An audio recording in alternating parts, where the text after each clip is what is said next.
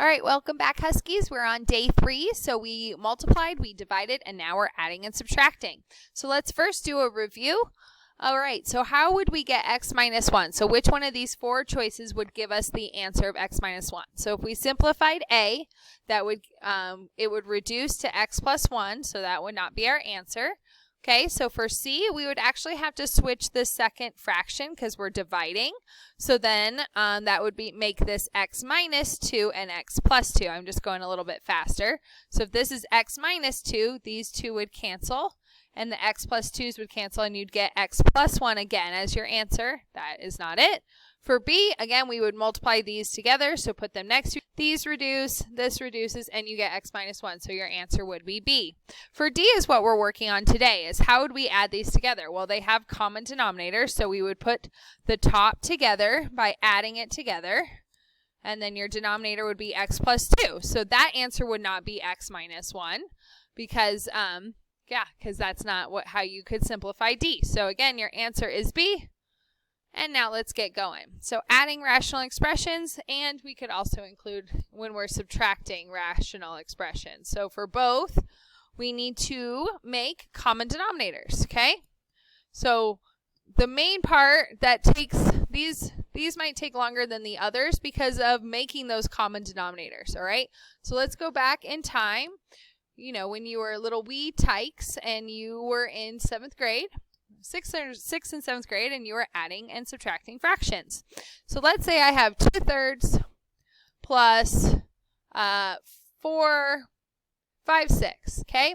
So what do I need to do in order to change 2/3? Well, I need to make the denominator of 6. Well, 3 can go into 6, so how do I make this become 6? I'm going to times the numerator and denominator by 2, and I will get 4 6.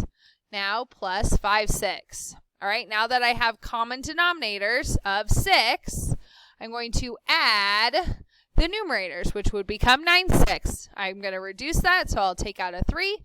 Then I'd have 3/2 as my final answer. All right, so using that concept, we're going to solve these.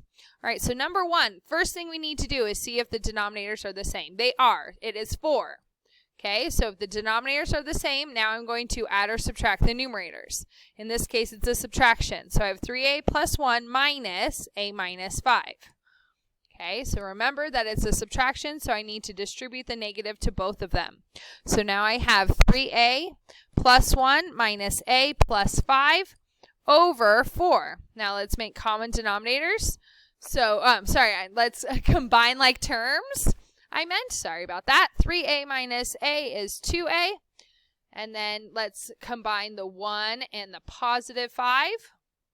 So that will be plus 6 over 4.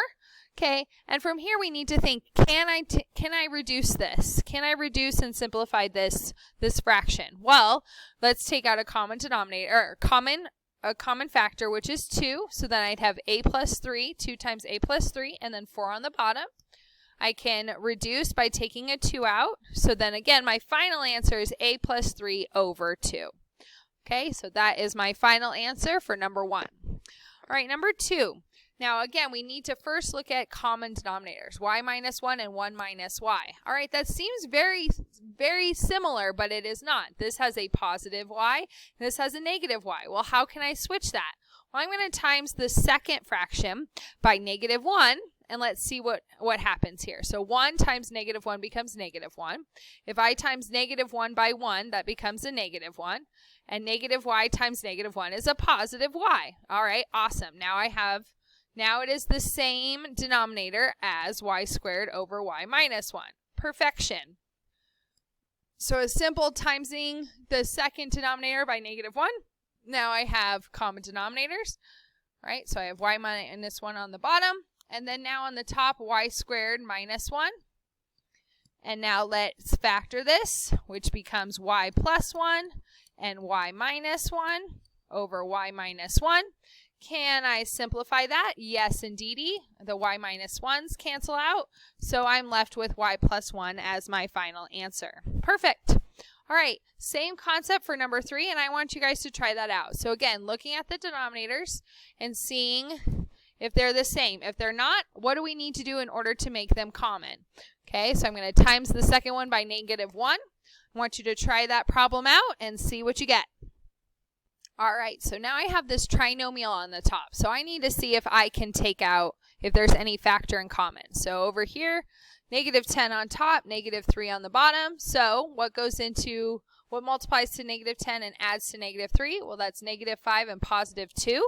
So let's make those factors. So I have x minus 5 and x plus 2 over x minus 5. Okay, I'm going to take away the common factors, and then my final answer is x plus 2. Fantastic. All right, number 4. All right, so this is 3x and a +4. So what would be the common denominator? Well, that would be 12x. Okay, so I need to think about 5 over 3x. In order to make 12x, what do I need? Well, I need to multiply this fraction by 4. So that would be 20 over 12x. Okay, and then the second one, 3/4. How am I going to make 12x? Well, I'm going to have to times that by 3x. Okay, all right, so then that's going to become -9x over 12x. And now there's a subtraction sign, so I have 20 minus 9x. Now when I get to this point, once they are added or subtracted, I need to see, is there any greatest common factor, or can I factor anything on the top in order to reduce this? In this case, there is not. 20 and 9, there's not a factor that they have in common, so therefore that is my final answer.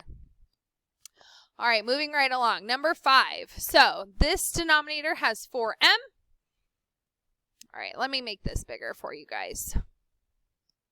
So we've got 4m. And we have m squared. So what do they have in common? They have 4m squared as the common denominator. So for the first fraction, 4 over 4m, what do I need in order to make that common denominator? I need to make an m. Okay, so I'm going to multiply m to both. So I have 4m over 4m squared. Okay, now let's try the second one. In order to have 4m squared, I'm going to times it by... I'm going to times both by 4. Okay, so then I have -24 over 4m squared. All right, now I'm going to combine. So I'm going to add the top. So 4m minus 24 over 4m squared. Now let me think about the top. So what can I do? The numerator. So I can take out the greatest common factor of 4. And then I have m minus 6 left over, 6. And then on the bottom I have 4m squared. Okay, can I simplify that? Yes, indeedy. So I can take out, I can reduce by taking out the 4's. Then I have m minus 6 over m squared. Now, can I take these m's out? No, because this is a whole factor. This is a whole factor. I cannot break those apart. So this, again, is my final answer, m minus 6 over m squared. All right, moving right along to number 6. These can be time consuming, so please make sure you have plenty of room while you're working them out. Show your work. All right, common denominators, x plus 1 and x. So what is the common denominator? X times x plus 1. These are different factors, okay? So you have to have both. So let's look at the first one, x plus 1. I'm going to times that by x. It needs an x. Now let's look at the second one. The second fraction, well, if I have an x, what do I need? I need it to be times x times 1, all right? So I want you guys to multiply those together and combine the numerator and check back. Something to really make sure to check. When it's subtraction, you need to distribute it to the second fraction, to the numerator. So please be careful, especially when you need to distribute to the whole factor. So now I have x squared minus x minus 1 over x times x plus 1. Okay, so I can't just take away an x on top and bottom because, again, this is an entire factor. Okay, can't take just one part away unless I can factor it more because it's a trinomial. So is there anything that multiplies to -1 and adds to -1? So that's something that you need to think of. And no, there is not. So therefore, that's my final answer for number 6. All right, so we're going to be completing 2 more. We are going to cross out number 9 because number 7 and number 8 are pretty time consuming. So we just want to make sure we value your time and we want you guys to work hard. If you have a question on number 9, ask your teacher, or again, you can ask me. I'm in N3. All right, so number 7, or you can email. All right, there we go. So number 7, so one denominator is m plus 2, the other denominator is m minus 2. So we need to see, what does the other one need? Well, the first fraction needs m minus 2, and the second fraction needs m plus 2 in order to have common denominators of m plus 2 times m minus 2. Okay, so we have to give the denominator from the other fraction. All right, so let's distribute the first one. So I have m squared minus 2m, and then we got to be careful. There is a minus in between. All right, and then what's the second one? We have 4m plus 8. 4m plus 8. All right, so I'm going to distribute.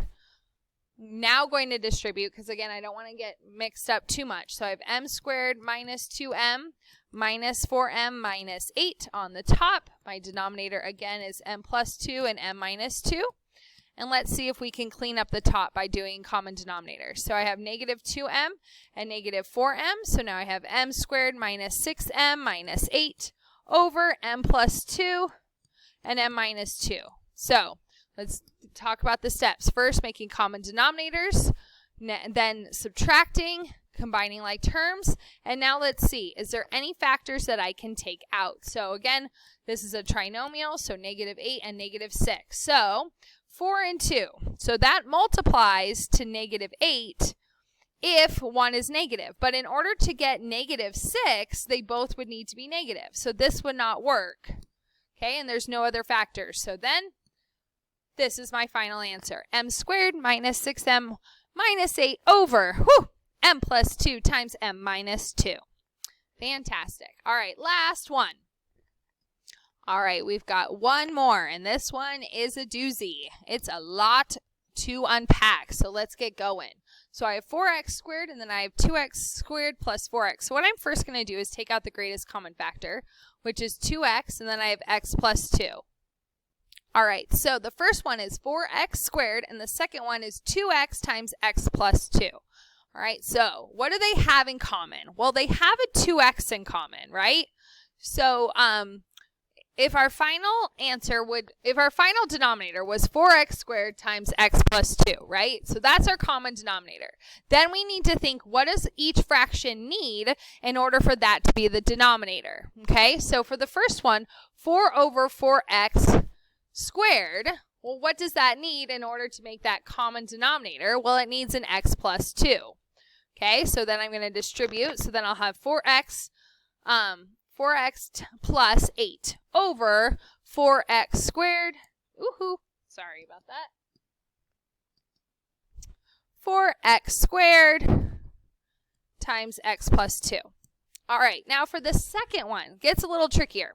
So for the x plus 1, over 2x times x plus 2. Now, why did I take out that greatest common factor? All right, well, if it has a 2x and it has an x plus 2, what else does it need? Well, it needs another 2x. All right, that's how we'll get that 4x squared on the bottom. Okay, so then we'll times 2x times the top. Okay, and this is a plus. So then I have 2x squared plus 2x.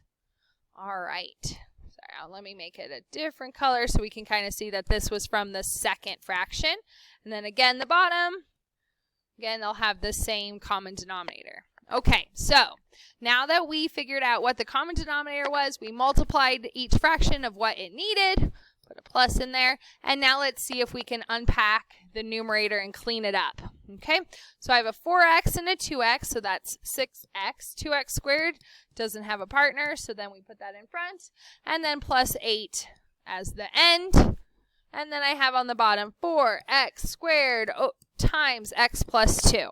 All right, the last step, now that we combine like terms, now let's see if there's anything that we can take out. So what I notice is for 2, 6, and 8, I can actually take out a 2. Then I have x squared plus 3x plus 4 on the top. And then again, on the bottom, the denominator is 4x squared times x plus 2. All right, so 2 and 4, I can simplify and have a 2 remaining on the bottom. And then the last question, can I factor x squared plus 3x plus 4? It's one of those last things you want to make sure you do. So anything multiply to 4 and add to 3, well, I would have to make a -1, and 4 times -1 would not be positive 4. So that would not work, cannot factor. So my final answer, x squared plus 3x plus 4 over 2x squared times x plus 2 after we simplify and took out that 2 on top and bottom. All right, so that would be my final answer. And thanks so much for joining me for day 3. And we will see you guys online or in person. Have a great day.